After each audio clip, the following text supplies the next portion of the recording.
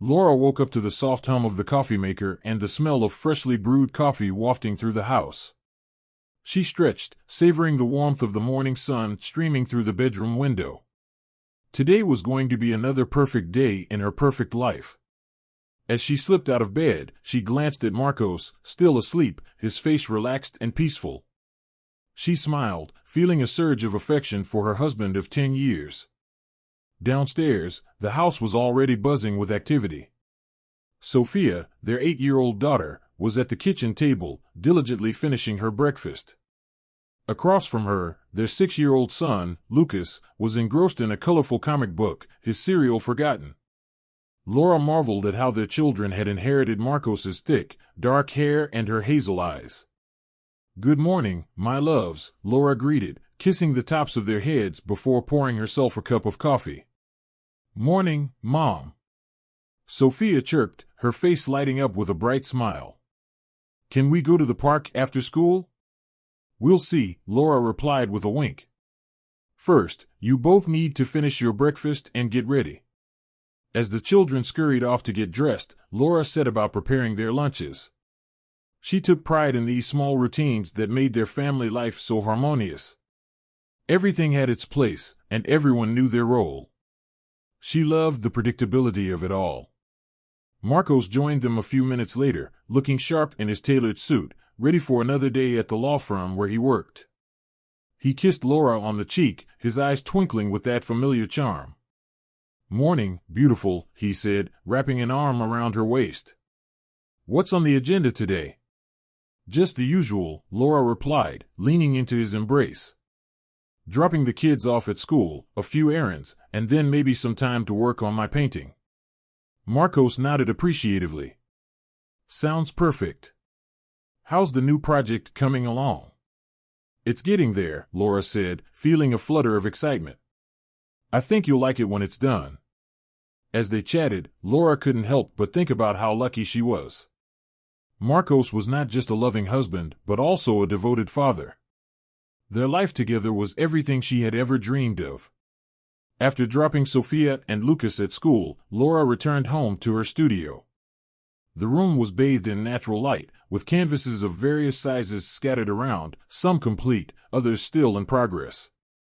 Painting was her escape, a way to express herself beyond the roles of wife and mother. She lost herself in the colors and brushstrokes, the hours slipping by unnoticed. It wasn't until her phone buzzed with a reminder to pick up the kids that she realized how much time had passed. Laura quickly cleaned up, grabbed her keys, and headed out. The afternoon unfolded in its usual rhythm. Homework, snacks, and a trip to the park, as promised.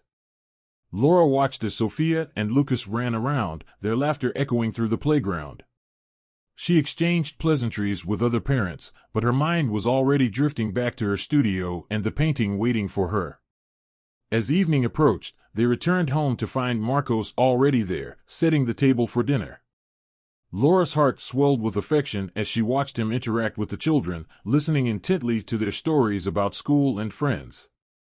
Dinner was a lively affair, filled with laughter and animated conversations. Laura cherished these moments, the sense of togetherness that defined their family. Afterward, they settled into their nightly routine. Marcos read a bedtime story to the kids while Laura tidied up the kitchen. Later, as they lay in bed, Laura snuggled close to Marcos, feeling content. "Today was a good day," she murmured. "It was," Marcos agreed, kissing her forehead. "I love you, Laura." "I love you too," she replied, closing her eyes. As she drifted off to sleep, she couldn't shake the feeling that her life was a dream come true. But dreams, she would soon discover, have a way of changing without warning. The next morning, Laura decided it was finally time to tackle the attic. The clutter up there had been bothering her for weeks, and with the kids at school and Marcos at work, she had the perfect opportunity. She pulled down the attic ladder and climbed up, bracing herself for the dust and cobwebs that awaited. The attic was a maze of old boxes and forgotten treasures. Laura began sorting through them, reminiscing over childhood toys and old photo albums. She was about to call it a day when a small, unmarked box in the corner caught her eye. It was different from the rest, cleaner, newer. Curiosity piqued, she pulled it out and opened it. Inside, she found a stack of documents, photographs, and a letter addressed to Marcos. Laura's heart began to race. She hesitated for a moment before unfolding the letter. The contents were cryptic but troubling, hinting at a part of Marcos's life she knew nothing about. The documents were even more shocking.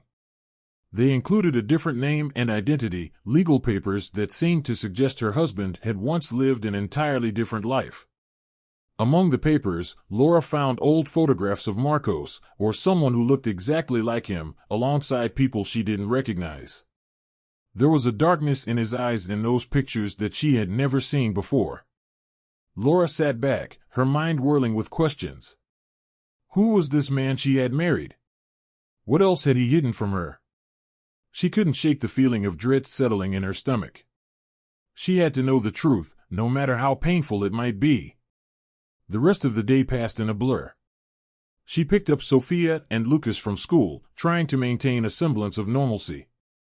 The children's laughter and chatter barely registered as she went through the motions of their routine.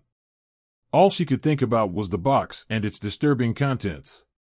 That evening, after the kids were in bed, Laura knew she couldn't wait any longer. She needed answers. She needed to confront Marcos. She found him in the living room, engrossed in a book. Her heart pounded as she approached him, clutching the letter in her hand. Marcos, we need to talk, she said, her voice trembling. He looked up, surprised by her tone. What's wrong? Laura handed him the letter without a word. She watched as his face changed from confusion to recognition to something that looked like fear. He put the letter down and met her eyes, his expression guarded. Where did you find this? He asked quietly. In the attic, Laura replied, struggling to keep her voice steady. I found more than just this letter, Marcos. Who are you? Why are there documents with a different name? Why didn't you tell me about this? Marcos sighed heavily, rubbing his temples. It's complicated, Laura. It's part of my past, a past I wanted to leave behind. Why? Laura demanded, anger and hurt mingling in her voice. What were you hiding from me? It's not what you think, Marcos said, trying to reach for her hand, but she pulled away. I promise, I can explain everything. Just give me a chance. Laura took a deep breath, her mind racing. She didn't know if she could believe him. The trust she had in Marcos was shattered, replaced by a growing sense of betrayal. But she knew she needed to hear his side of the story. Start explaining, she said, her voice cold. And it better be the truth.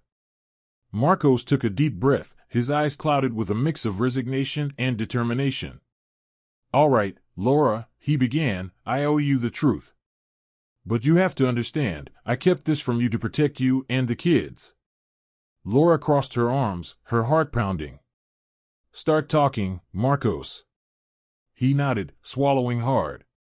Before I met you, I was involved in some things I'm not proud of. I was a different person, living a different life. The documents you found are from that time. The name on them is the one I used back then. Laura's mind raced. But why? What were you involved in that was so terrible you had to change your identity? Marcos hesitated, looking away. I got mixed up with some dangerous people. It started with small things, favors for friends, minor crimes. But it escalated quickly. Soon, I was in too deep to get out. I did things I'm ashamed of, Laura. Laura felt a cold chill run down her spine. What kind of things, Marcos? He looked back at her, his eyes pleading for understanding. I was involved in a major heist. We stole a lot of money, and people got hurt. I knew I had to disappear if I wanted to survive. So, I faked my death, changed my identity, and left that life behind. Laura's anger flared. You lied to me, Marcos.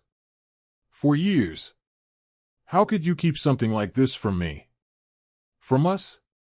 I had no choice, Marcos said, his voice breaking. I wanted to start over, to build a life with you. I thought if I buried my past deep enough, it would never come back to haunt us. But it has, Laura snapped. And now our family is at risk because of your lies. Marcos reached out for her hand, but Laura pulled away. Laura, please. I did it for us. I never wanted this to touch you or the kids. I've been trying to keep us safe. Laura stood up, pacing the room. Safe? How can we ever feel safe knowing there's this whole other side of you that could destroy everything we've built? Marcos looked devastated. I understand if you hate me. If you can't forgive me. But I swear, I'll do whatever it takes to protect our family. Laura stopped pacing and faced him. You need to come clean, Marcos. No more secrets. I need to know everything if we're going to get through this. Marcos nodded, his shoulders slumping. I'll tell you everything, I promise. The hours passed as Marcos recounted his past, sparing no detail. He spoke of the heist, the people involved, and the lengths he went to in order to escape that life. Laura listened, her emotions a turbulent mix of anger, sorrow, and a reluctant understanding of why he had made the choices he did. By the time he finished, Laura felt exhausted, emotionally and physically. She could see the toll it had taken on Marcos as well. He looked older, wearier, as if the weight of his secrets had finally caught up with him. I don't know what to say, Laura whispered, sinking into the couch. This changes everything. Marcos sat beside her, keeping his distance. I know. And I understand if you need time. If you can't look at me the same way anymore. Laura looked at him, her eyes filled with tears.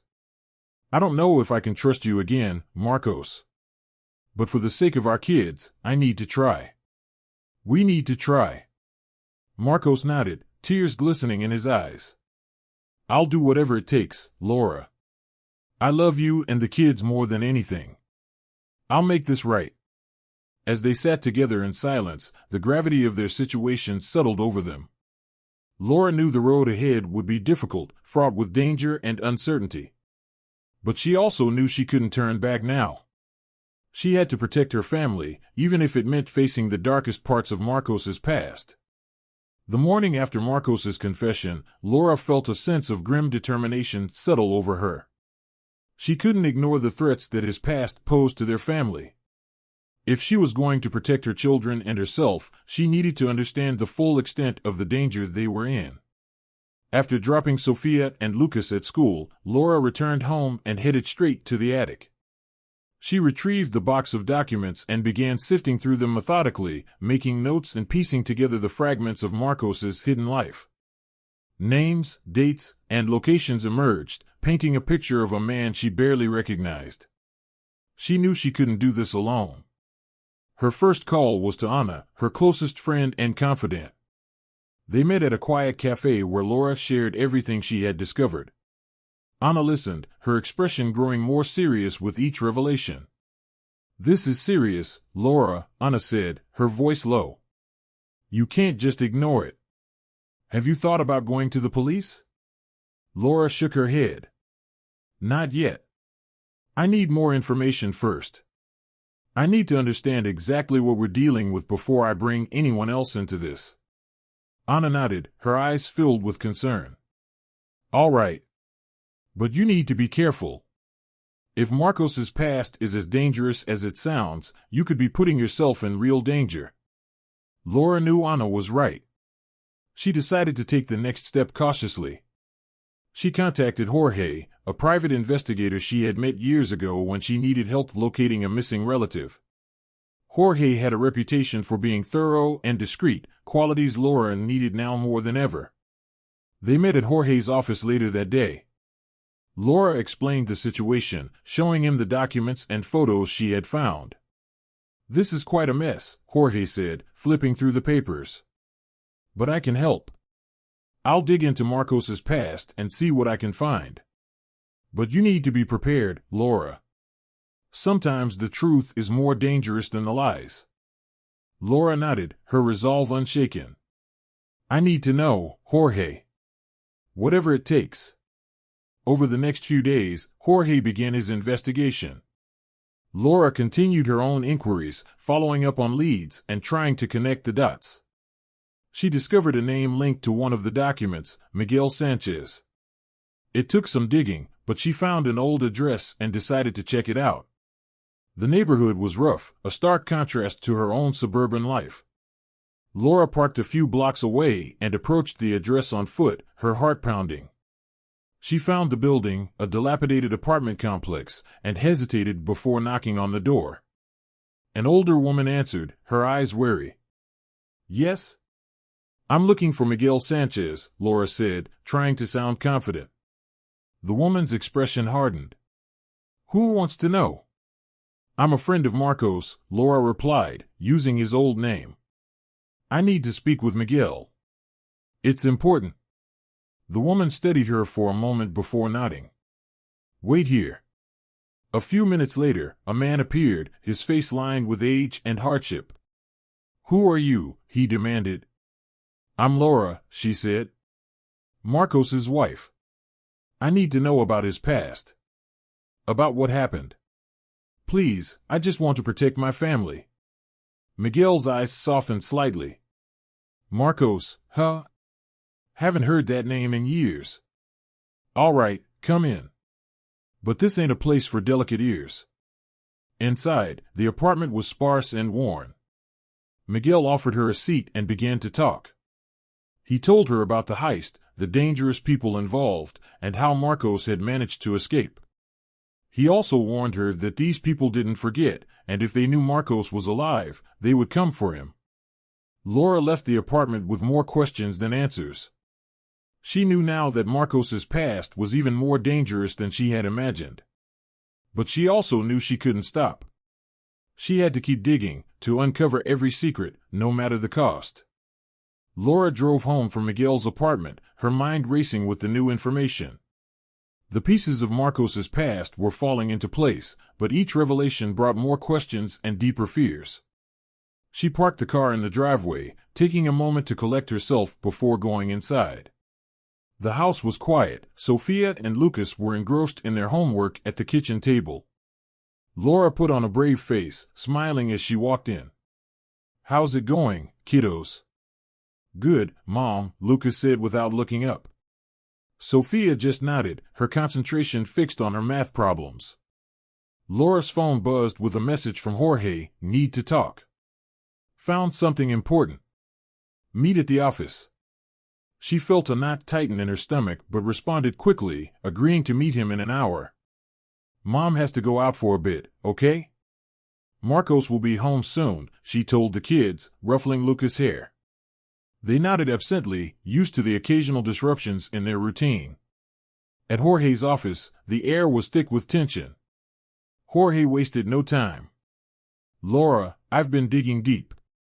Marcos wasn't just involved in a heist, he was part of a criminal network. This Miguel character you found, he's small-time compared to the others Marcos dealt with." Laura felt a chill. "What do you mean?"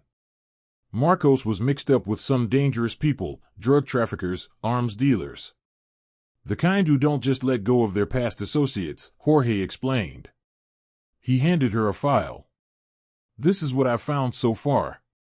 Marcos went by several aliases, and there are still warrants out for his arrest in a few states." Laura opened the file, scanning through pages of criminal records, mugshots, and reports. The man she saw in these documents was a stranger, cold, calculating, and ruthless. "Does Marcos know about this?" she asked, her voice barely a whisper.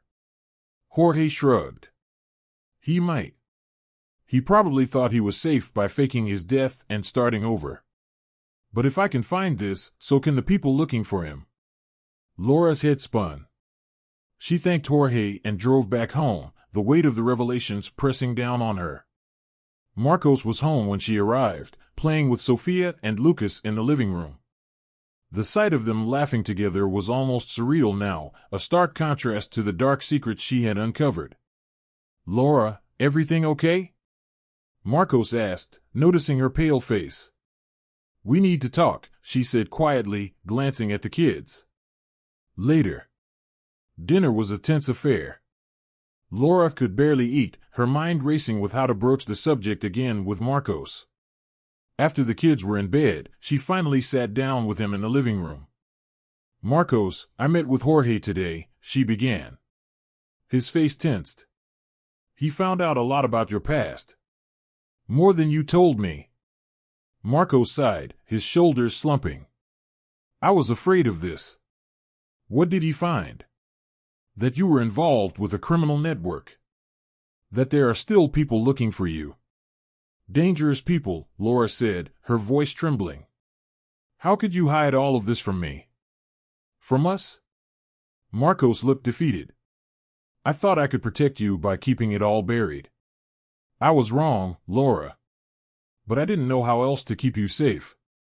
Laura's anger flared. "Keeping us safe by lying? By pretending everything was perfect? You've put us in more danger, Marcos." "I know," he admitted, his eyes filled with regret. "But I'm going to make it right. We'll figure this out together." "How?" Laura demanded. "How can we fix this? We need to get ahead of this. Find out who's looking for me and why. And then, maybe, we can find a way to stop them," Marcos said, his voice steady with determination. Laura nodded slowly. "All right. But no more secrets, Marcos. From now on, we face this together." Marcos took her hand, his grip firm. Together. The days that followed were filled with a tense anticipation. Laura and Marcos worked together, sifting through the information Jorge provided, trying to piece together a plan. The more they uncovered, the clearer it became that the danger was real and imminent. One afternoon, while Laura was picking up the kids from school, her phone buzzed with a text message from an unknown number: "Stop digging, or you'll regret it." A shiver ran down her spine as she quickly glanced around, feeling exposed and vulnerable. She hurried the children into the car, her heart pounding with fear. That evening, Laura showed the message to Marcos. His face darkened as he read it. "They're getting closer," he muttered. "We need to be more careful." "What do we do?" Laura asked, her voice shaking. "We can't just stop. We need to know who these people are and what they want."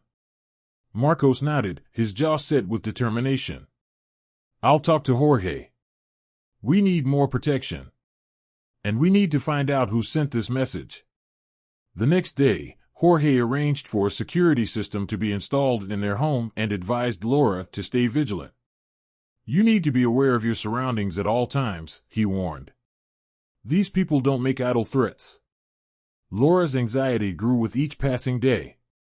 Every unknown car that drove by their house, every unfamiliar face in the grocery store, set her on edge. She found herself constantly looking over her shoulder, her nerves stretched thin. One evening, while Marcos was still at work, Laura heard a noise outside. She peeked through the window and saw a figure lurking near their driveway. Panic surged through her as she called Marcos and Jorge, her voice trembling. "Stay inside with the kids," Jorge instructed. "I'll be there as soon as I can." Minutes felt like hours as Laura waited, clutching her phone, her eyes never leaving the shadowy figure outside. When Jorge arrived, he confronted the man, who quickly fled. Jorge returned to the house, his expression grim. "That was a warning, Laura. They know where you live." Laura felt a cold dread settle over her. "What do we do now?" she asked, her voice barely above a whisper. "We need to get more aggressive in our investigation," Jorge replied. "Find out who these people are and why they're so desperate to keep Marcos's past buried." Marcos returned home, his face etched with worry. "I'm so sorry, Laura," he said, holding her close. "I never wanted any of this to touch you or the kids." "We'll get through this," Laura said, her voice firm despite her fear. "We have to." Over the next few days, Laura and Marcos, with Jorge's help, intensified their efforts. They contacted old associates of Marcos, trying to gather more information about the people threatening them. Every new lead brought them closer to understanding the web of deceit and danger that surrounded them. One night, while Laura was working late in her studio, she received another message: "Last warning. Stop, or you'll lose everything." The threat was clear and terrifying, but it only steeled Laura's resolve. She knew they were getting closer to the truth, and she couldn't afford to back down now. Marcos and Jorge agreed that it was time to confront one of the key figures from Marcos's past. They arranged a meeting with someone who might have the answers they needed, despite the risks involved. As Laura prepared for the confrontation, she couldn't help but think about how much her life had changed in such a short time. The peaceful, predictable existence she once cherished was now a battleground. But she knew she had to keep fighting, for her family and for the truth. The next morning, Laura and Marcos prepared for their meeting with the key figure from his past. Jorge had arranged the encounter at a neutral location, a small cafe on the outskirts of town. Laura's anxiety was palpable, but she knew this was a necessary step. As they arrived at the cafe, Jorge was already there, keeping a watchful eye. The man they were meeting, Carlos, sat at a corner table, his eyes scanning the room nervously. He was an old associate of Marcos, someone who had managed to stay under the radar all these years. Marcos approached him cautiously. "Carlos," he greeted, his voice steady despite the tension. "Thank you for meeting us." Carlos nodded curtly, his gaze shifting between Marcos and Laura. "I don't have much time." "What do you want?" "We need information," Marcos said bluntly. "About the people coming after me. They're threatening my family, and we need to know why." Carlos sighed, rubbing his temples. "You really stirred up a hornet's nest, Marcos. When you disappeared, it caused a lot of problems for some very dangerous people." Laura leaned forward, her eyes locked on Carlos. "Who are these people? What do they want?" Carlos hesitated, glancing around the cafe before lowering his voice. "They were part of a cartel. When you left, you took something valuable with you, information, money. They've been looking for you ever since, thinking you might expose them or try to come back for more." Marcos clenched his fists. "I didn't take anything. I just wanted out." "It doesn't matter what you wanted," Carlos said, his tone urgent. "They don't believe you. They think you're a threat, and they won't stop until they're sure you're no longer a problem." Laura felt a chill run down her spine. "So what do we do? How do we stop them?" Carlos looked at her sympathetically. "You need to disappear again, but this time for good. New identities, new lives. It's the only way to be safe." Marcos shook his head. "We can't just run forever. We have kids. We need to find a way to make them stop." Carlos sighed. "Then you'll need leverage. Something to bargain with.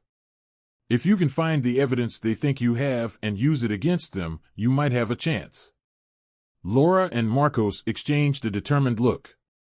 They knew it was a long shot, but it was their only option. "Thank you, Carlos," Marcos said. "We owe you." Carlos waved it off. "Just be careful. They're watching you." The drive home was tense and silent. Laura's mind raced with possibilities. What kind of evidence could they be looking for, she asked Marcos. "I don't know," Marcos admitted. "But there were a lot of documents, ledgers, and accounts back then. If we can find something that implicates them, it might be enough to get them off our backs." Jorge nodded from the back seat. "We'll start digging. There must be something hidden in your past that we can use." As they returned home, the weight of the task ahead pressed down on them. Laura knew they were running out of time. The threats were escalating, and their safety was hanging by a thread. But she also knew they couldn't give up. They had to protect their children and find a way to end this nightmare. That night, as they lay in bed, Laura held Marcos close. "We're going to get through this," she whispered. "We have to." Marcos kissed her forehead, his grip tightening around her. "I know. We'll find a way." The next few days were a blur of intense investigation. Laura and Marcos, with Jorge's help, combed through every document, photograph, and lead they could find. The deeper they dug, the more secrets they uncovered, each one more unsettling than the last. One afternoon, while Marcos was at work and the kids were at school, Laura and Jorge met at the local library to continue their research. They had set up in a quiet corner, surrounded by stacks of books and papers. Laura's eyes were tired from hours of reading old files, but she was determined not to miss anything. Jorge placed a thick folder in front of her. "This might be something," he said. "I found these old ledgers in an archive. They detail transactions and shipments that could be linked to the cartel." Laura opened the folder, her eyes scanning the documents. Names, dates, and amounts were listed meticulously. She recognized some of the names from the information Carlos had given them. "This is it," she whispered. "This is what they're looking for."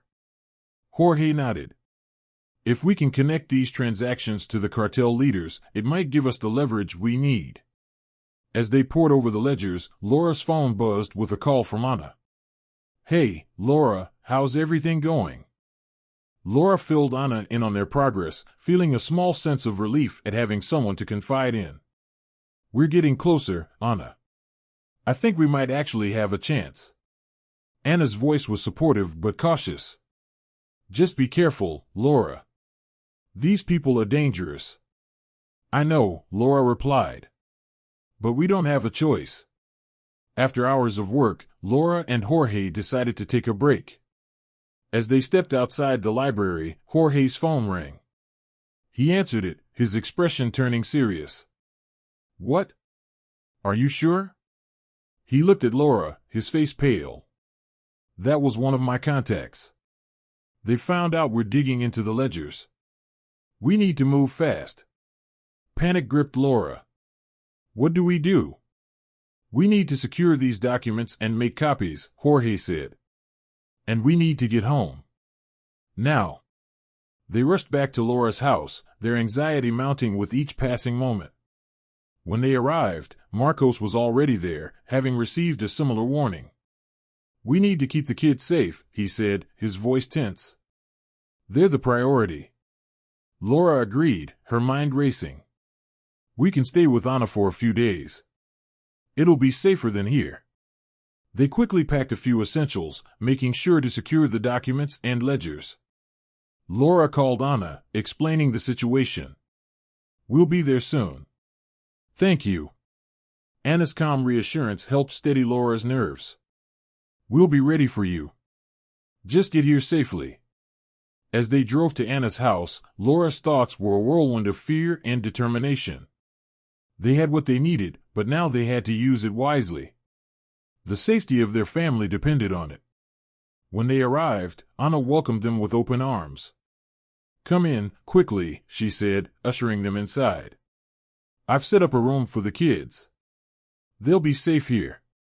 Laura hugged Anna tightly. "Thank you.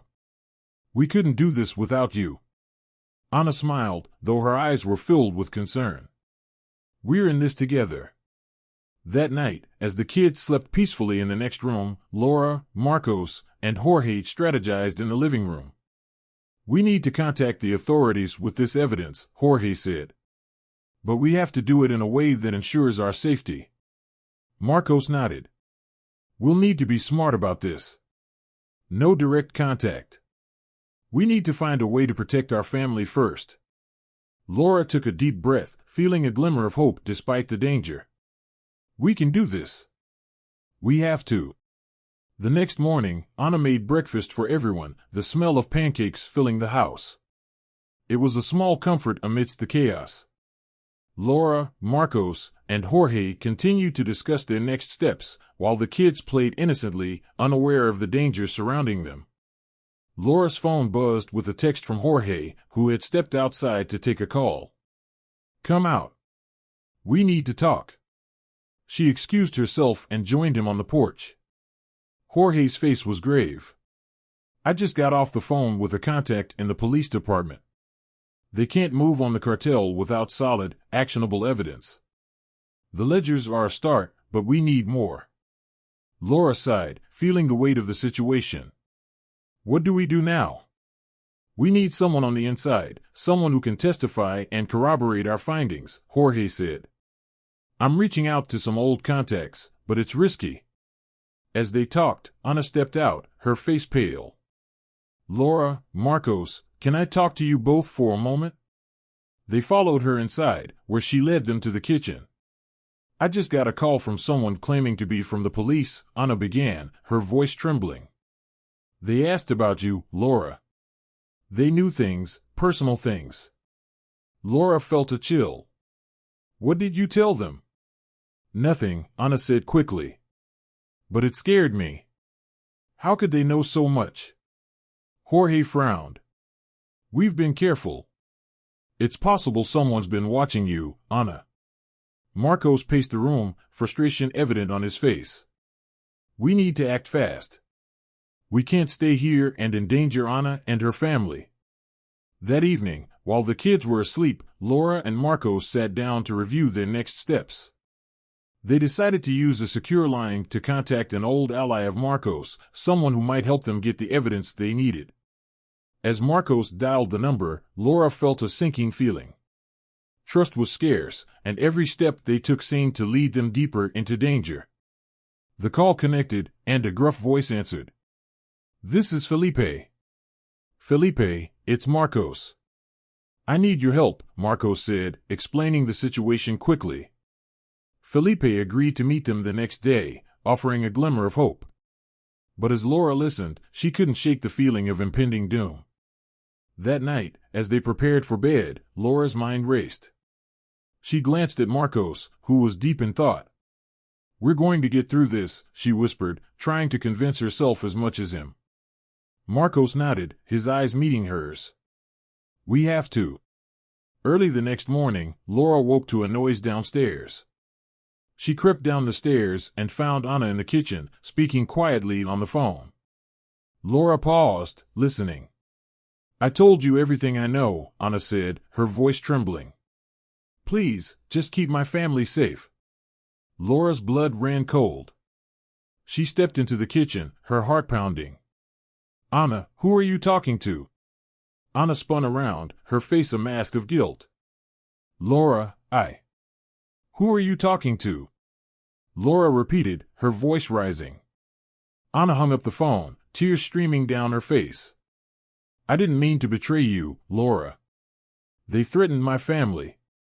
They said if I didn't cooperate, they would. Laura felt as if the ground had shifted beneath her. Anna, how could you? We trusted you. I'm so sorry, Anna sobbed. I thought I could protect you all. I didn't know what else to do. Marcos and Jorge, awakened by the commotion, entered the kitchen. Laura explained what had happened, her voice shaking with anger and betrayal. Jorge sighed. We need to leave. Now. They quickly gathered their things, rousing the kids and explaining as best they could. Anna watched, tears in her eyes, as they left her house. Laura couldn't bring herself to say goodbye. As they drove away, Laura's heart ached with the loss of a friend and the weight of their situation. They were on their own, with no one left to trust.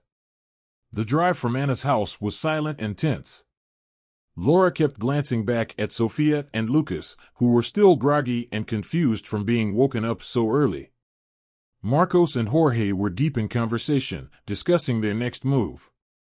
The betrayal by Anna weighed heavily on everyone, but there was no time to dwell on it. They had to stay focused. They arrived at a small motel on the outskirts of town, a place Jorge had arranged for them to stay temporarily. It wasn't much, but it was safe and discreet. After settling the kids in one of the rooms with strict instructions not to leave, Laura joined Marcos and Jorge in the adjoining room to discuss their plan. We need to find that evidence and get it to the authorities, but we can't go through the usual channels, Jorge said, spreading out a map on the small table. The cartel has eyes everywhere, and we can't trust anyone. Marcos nodded. Felipe might be our best shot. He has connections and might know where we can find what we need. Laura looked at the map, tracing the routes with her finger. Where are we meeting Felipe? Jorge pointed to a location on the map. A secluded warehouse by the docks. It's isolated, which means less chance of being spotted.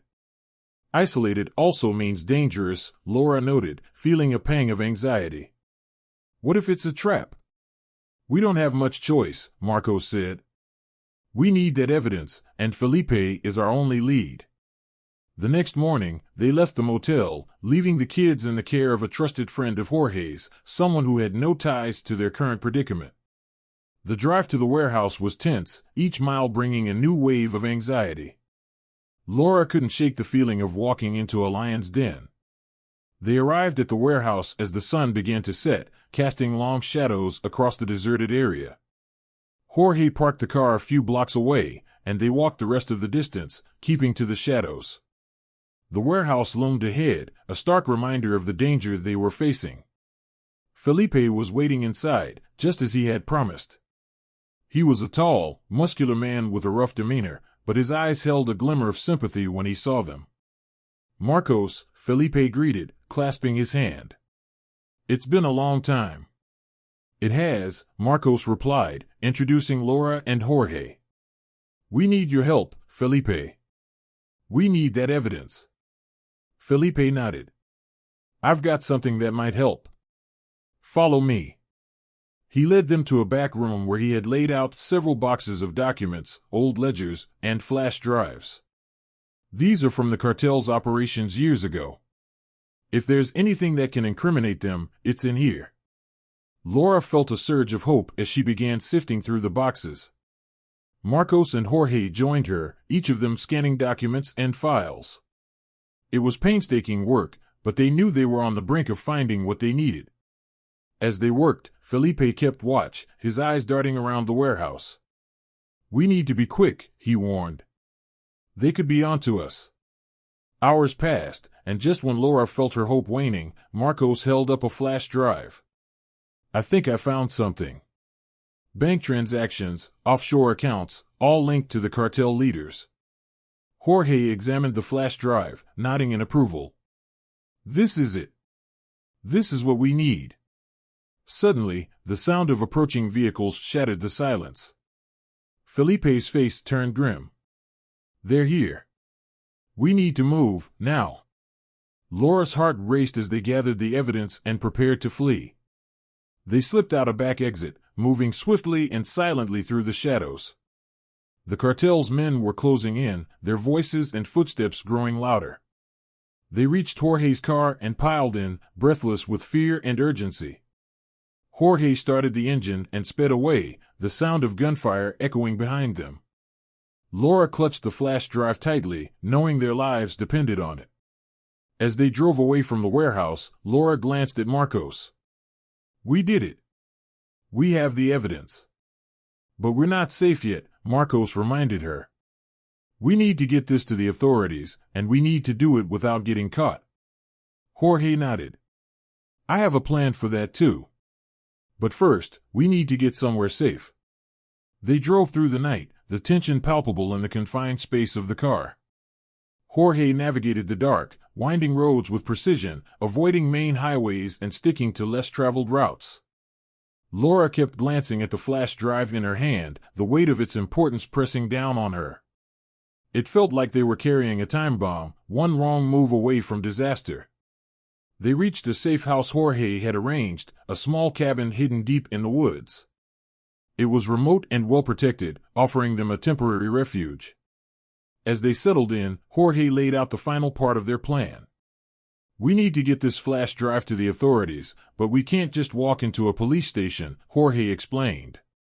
The cartel has too many eyes and ears. We need to find someone we can trust completely. Marcos nodded. Do you have anyone in mind? Jorge took a deep breath. There's a federal agent I worked with years ago, Agent Rodriguez. She's clean, and she hates corruption with a passion. If anyone can help us, it's her. Laura felt a glimmer of hope. How do we reach her? I've already made contact, Jorge said. She's agreed to meet us tomorrow, but we have to be careful. The cartel will be watching for any moves we make. The next day, they prepared for the meeting with Agent Rodriguez. Laura's anxiety was at an all-time high, but she steeled herself for the task ahead. They left the safe house before dawn, taking a convoluted route to avoid being followed. The meeting point was an abandoned warehouse on the outskirts of a nearby town. It was a risk, but they had no other choice. They arrived early, taking up positions to keep watch for any signs of danger. Agent Rodriguez arrived alone, her demeanor professional and composed. She was a tall woman in her 40s, with sharp eyes that missed nothing. Jorge introduced Laura and Marcos, and they quickly explained the situation. "We have evidence that ties the cartel to numerous illegal activities," Laura said, handing over the flash drive. "But we need your help to bring them down." Rodriguez nodded, examining the flash drive. "I'll need to verify this, but if it's as solid as you say, we can start the process to take them down. You'll need protection, though. Witness protection for you and your family." Laura glanced at Marcos, who nodded. "We'll do whatever it takes to keep our kids safe." As Rodriguez secured the flash drive, the sound of approaching vehicles filled the air. Jorge's face turned grim. "We've got company." The cartel had found them. Rodriguez quickly assessed the situation. "Get behind me. I'll cover you." Gunfire erupted as cartel enforcers surrounded the warehouse. Rodriguez returned fire, her movements precise and controlled. Jorge, Marcos, and Laura moved quickly, taking cover behind crates and equipment. "We need to get out of here," Marcos shouted over the noise. "This place is a death trap." Rodriguez nodded, reloading her weapon. "Follow me. There's an exit at the back." They moved as a unit, Rodriguez leading the way. The cartel enforcers pressed in, their bullets ricocheting off the metal and concrete around them. Laura's heart pounded as they sprinted through the warehouse, dodging gunfire and debris. As they reached the back exit, a cartel enforcer blocked their path. Marcos tackled him, the two men grappling fiercely. Laura watched in horror as they struggled, but Marcos managed to overpower the enforcer, knocking him unconscious. "Let's go," Marcos urged, pulling Laura to her feet. They burst through the back door, emerging into an alley. Rodriguez led them to an unmarked car, urging them inside. "We need to move, now." The drive to the federal building was tense, but they managed to evade their pursuers. Rodriguez used her credentials to get them through security quickly, and they found themselves in a secure conference room, safe for the moment. "We did it," Laura said, her voice trembling with relief. Rodriguez smiled. "This is just the beginning. We'll use this evidence to bring the cartel down, but it's going to take time. You'll need to be patient and stay in protective custody." Marcos nodded. "Whatever it takes." Laura felt a wave of exhaustion wash over her, but also a sense of accomplishment. They had faced the danger head-on and come out the other side. There was still a long road ahead, but for the first time, they had a real chance at ending the nightmare. The days that followed were a whirlwind of legal proceedings and emotional exhaustion. Laura, Marcos, and their children were placed in a secure location under the protection of federal agents. It was a strange new reality, living in a safe house with constant surveillance, but it was necessary for their safety. Agent Rodriguez worked tirelessly, coordinating with law enforcement agencies to build a case against the cartel.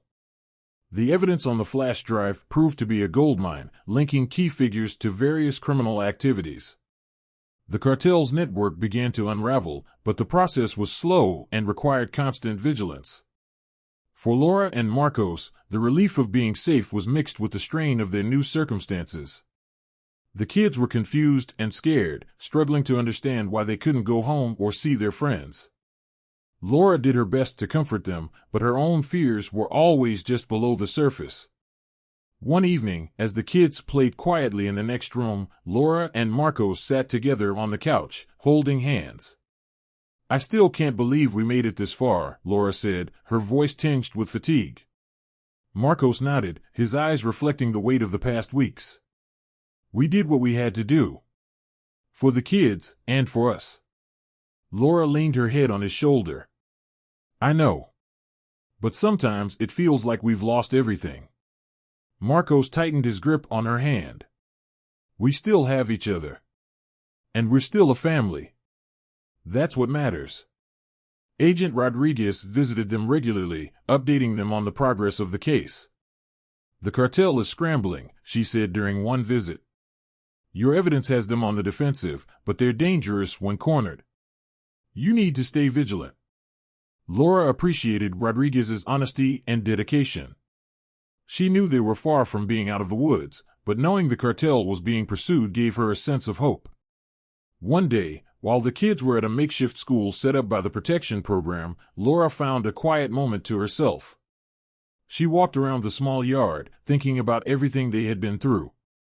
The betrayal by Anna still stung, but it had taught her a valuable lesson about trust and resilience. Marcos joined her, wrapping his arm around her shoulders. "What are you thinking about?" he asked softly. "Everything," Laura replied. "How far we've come, and how much further we have to go. I'm just trying to take it one day at a time." Marcos nodded. "We'll get through this together." As the weeks passed, the legal net tightened around the cartel. Arrests were made, and significant figures were taken into custody. The pressure on Laura and Marcos began to ease, but they knew they had to remain cautious. Their lives had changed irrevocably, and adapting to their new reality was a continuous process. One afternoon, Rodriguez arrived with good news. "We've secured enough evidence to bring down the cartel's leadership," she announced. "It's going to take time, but we're making real progress. You've done a tremendous service." Laura felt a wave of relief wash over her. "What happens now?" "Now, we work on rebuilding your lives," Rodriguez said. "You'll remain in the protection program until the threat is fully neutralized, but you can start thinking about the future." The idea of a future, free from constant fear, felt like a distant dream. But it was a dream Laura was determined to make a reality. She and Marcos began discussing their plans, cautiously optimistic about the possibilities ahead. As they navigated their new lives, Laura reflected on the journey they had been through. The danger, the betrayal, and the fight for their family had tested them in ways she never imagined. But it had also shown her the strength of their bond and the depth of their resilience. They still had a long road ahead, but Laura knew they could face it together. With each passing day, the shadows of the past receded a little more, and the promise of a brighter future grew stronger. As the legal proceedings continued to dismantle the cartel's power, Laura and Marcos began focusing on the future. Living under the protection program was challenging, but it offered them a chance to start rebuilding their lives. The safe house they were assigned was more than just a temporary shelter, it was a place to heal and find a new sense of normalcy. The kids gradually adjusted to their new surroundings, making friends with other children in the program and attending a small, secure school. Laura and Marcos took steps to create a routine that brought a sense of stability to their disrupted lives. They found solace in simple activities, cooking meals together, playing board games with the kids, and taking long walks around the secure compound. These moments, though mundane, were vital in restoring a sense of peace. One afternoon, as Laura watched Sophia and Lucas play in the yard, Marcos approached her with a thoughtful expression. "I've been thinking," he began, "about what comes next. We need to start planning for our future." Laura nodded, understanding the importance of his words. "I know. We can't stay here forever. We need to find a new home, a new life." They spent the next few weeks working with the protection program to explore options for relocation. It was a daunting task, considering the need for secrecy and security, but they were determined to create a safe and stable environment for their children. Agent Rodriguez remained a constant support, guiding them through the process and providing updates on the cartel case. "The major players are being taken down," she informed them during one visit. "But you'll need to stay under protection for a while longer. We're close, but not finished yet." Laura appreciated Rodriguez's dedication and the clarity she brought to their uncertain situation. Knowing the end was in sight gave them the motivation to keep moving forward. One evening, as they sat together after dinner, Marcos brought out a sketchbook. "I've been thinking about what we used to dream about," he said, opening the book to a page filled with drawings of a house, a garden, and a family. Laura smiled, touched by the memories. Our dream home, she murmured. We can make it a reality. They spent hours planning and dreaming, drawing inspiration from their past hopes and blending them with the lessons they had learned through their ordeal. It was a therapeutic process, allowing them to envision a future where their family could thrive without fear. As the weeks turned into months, they continued to rebuild their lives step by step. Marcos found a remote job that allowed him to work from their safe location, and Laura began painting again, using her art as an outlet for her emotions. She even started selling her work online, creating a small but steady income. The kids adapted well, their resilience a constant source of inspiration for Laura and Marcos. They made new friends, enjoyed their school activities, and slowly but surely began to see their new life as home. One day, as they were enjoying a family picnic in the yard, Laura felt a sense of peace that had eluded her for so long. She looked around at her children's smiling faces, at Marcos who was laughing with them, and felt a deep sense of gratitude. "We've come a long way," she said softly, leaning against Marcos. "And we've built something beautiful here, despite everything." Marcos kissed her forehead, his eyes filled with love. "We have. And we'll keep building, together." Their journey was far from over, but they had proven their strength and resilience. With each passing day, they moved closer to a future free from fear, a future filled with hope and new beginnings. Just as Laura and Marcos began to feel a sense of security in their rebuilt lives, an unexpected twist threatened to shatter their newfound stability. It was a sunny afternoon, and Laura was painting in her small studio, the light streaming in through the windows, when her phone rang. The number was unfamiliar, but she answered it, thinking it might be Agent Rodriguez. "Hello? Laura, it's Felipe." The voice on the other end was tense. "We need to talk. It's urgent." Laura's heart skipped a beat. "Felipe? What's wrong? There's something you need to know. I didn't tell you everything before. It was too dangerous. But now, things have changed." Felipe explained that one of the cartel's key leaders, who they thought had been taken down, was still at large.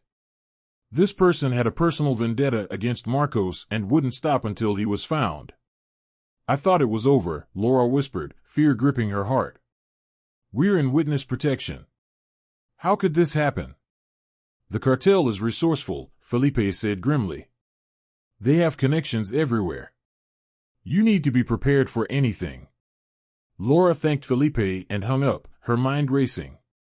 She immediately called Marcos and Jorge, arranging a meeting at the safe house. When they arrived, Laura explained the situation. "We're not as safe as we thought. There's still someone out there, and they're looking for Marcos." Jorge frowned, his protective instincts kicking in. "We need to increase security and stay vigilant. This isn't over yet." Agent Rodriguez arrived shortly after, her face serious. "I've received similar intel," she said. "We need to relocate you immediately. It's too risky to stay here." As they packed their belongings, the weight of the situation settled over them. They had worked so hard to rebuild their lives, and now it felt like they were back at square one. But Laura knew they had no choice. They had to keep moving to stay safe. The new safe house was even more remote, hidden in a dense forest miles away from the nearest town. It was a modest cabin, but it offered the protection they needed. The transition was difficult for the kids, who had just started to feel comfortable in their previous location. Laura and Marcos did their best to reassure them, maintaining a brave front despite their own fears. One evening, as Laura was tucking Sophia and Lucas into bed, she found a letter slipped under the front door. It was addressed to her in neat, unfamiliar handwriting. With trembling hands, she opened it and began to read. "Laura, you've done well to protect your family, but it's not enough. Marcos's past will always follow you. There's only one way to end this. Meet me alone at the old mill outside town. No tricks, no backup. Just you and me. An old acquaintance." Laura's blood ran cold. She showed the letter to Marcos and Jorge, their faces mirroring her fear. "It's a trap," Marcos said, his voice shaking. You can't go. But what choice do we have? Laura replied. If this person is still out there, we'll never be safe. Jorge shook his head. We'll find another way. We can't risk your life. Agent Rodriguez was called in, and she devised a plan. They would stage the meeting, with Rodriguez and her team ready to intervene at the slightest sign of danger. It was risky, but it was their best shot. The next day, Laura drove to the old mill, her heart pounding with fear and determination. She parked the car and stepped out, the silence of the place unnerving. She walked inside, every step echoing in the empty space. A shadow moved in the corner, and a figure stepped forward. Laura, the man said, his voice cold. It's time to end this. Just as the tension reached its peak, Rodriguez and her team burst in, weapons drawn. The man tried to flee, but he was quickly apprehended. Laura felt a wave of relief as the danger was finally subdued. It's over, she whispered, tears streaming down her face. It's finally over.